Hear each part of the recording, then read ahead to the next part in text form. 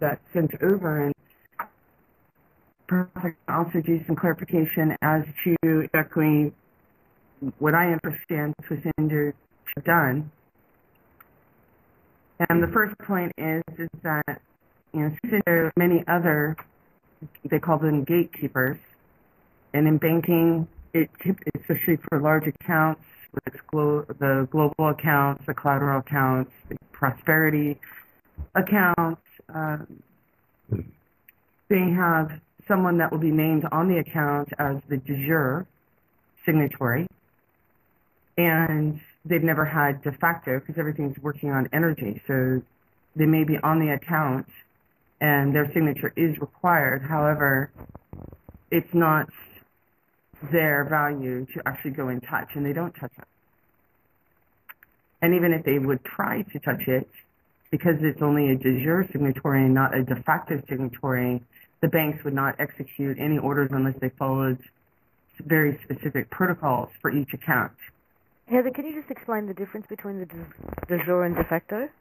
Mm-hmm.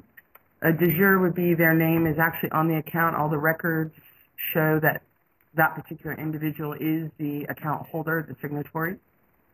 De facto would be when that signatory would go in on their own agenda, for instance, and try to access those funds, and the bankers would not permit any transactions to flow through. You may have de jure, which is you're on the account, but de facto means if you don't have de facto, you aren't able to touch that account, move that account, any funds from that account. So you have this system of basically nominees, appointees, electees, who are de jure account holders. They're the public face, and yet the actual person or group on the account is able to stay back in the background with no transparency. So the de jure is just a front person? The de jure would be a front person and what they call a gatekeeper. However, here we have a situation where, and we knew this was going to be a possibility, so we factored it in. And when everything went back to prime, all the way back to the beginning, to eternal essence, with everything being returned to all the embodiments of eternal essence, there was no further prime point. That is the absolute. And so if you read those documents and you don't understand what they actually did, then all of a sudden those that had de jure read it as they could now have de facto. And if it hadn't been taken back to prime, yes, they absolutely would have de jure and de facto, which means banks would have to do absolutely everything that they said. And that's the case where SwissIndo basically was data that I received when I did have a conversation with someone who reported themselves to be with SwissIndo, was that the reason why Mr. Sino owns the UN, the United Nations, and is able to do what he's doing is because of the OPPT filing. And then I understood what position that they had seen within the document. However, they hadn't read all the documents, otherwise they would really understand that de jure and de facto were now no longer relevant. Everything had gone all the way back to original essence for each and every embodiment. Because the slavery system and what we knew as the financial system, only the part that we could see. It actually went all the way universally. And so with SwissIndo, they went in, and I can say this. Personally, when I read those and look at the energetic signature of the intent is absolutely pure. Yet it's working on data and experiences which are when they're data. Everything they know is hierarchy. Everything they know is kingdoms and structure and governance. yet their intent is to make sure that people are free. So it's not a matter of someone with intent or that there's multiple groups, running SwissIndo with different agendas. And you also have a translation problem.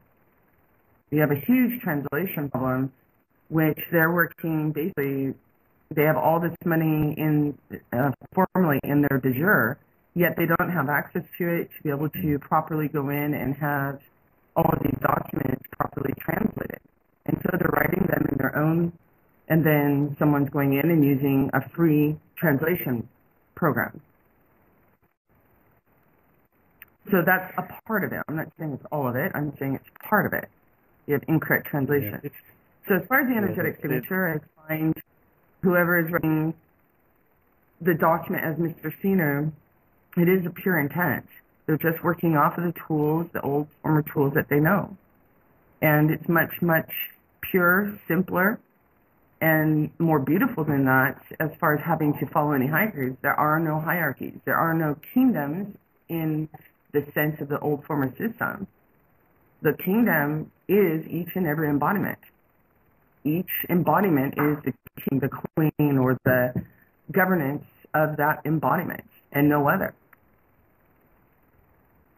So as far as Indo, that's the thing. You have Keenan, who's very, I've seen some of the stuff he came out, I couldn't read anything else after. Apparently I met my husband last year, and my 4 kids and my husband were giggling, and that he was an Ethiopian mafia leader. It was just quite funny.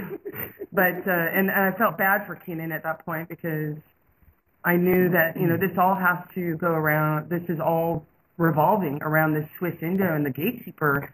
Why else would they pay energy into actually going in and trying to destroy it? And then, of course, someone knew that we were here in Morocco, so go in and set the whole thing up about Morocco. And anyone who knows the true history with Morocco and the U.S.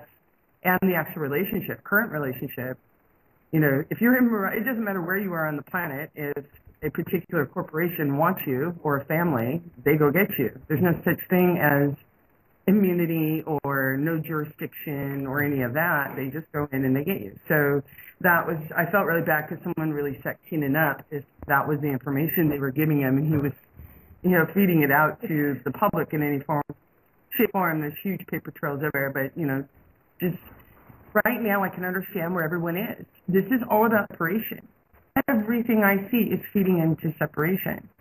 And yet at the same time, all the energy is moving everything into oneness and isness. And that's a huge contrast. That's this moment right now, so that everyone can visibly see it.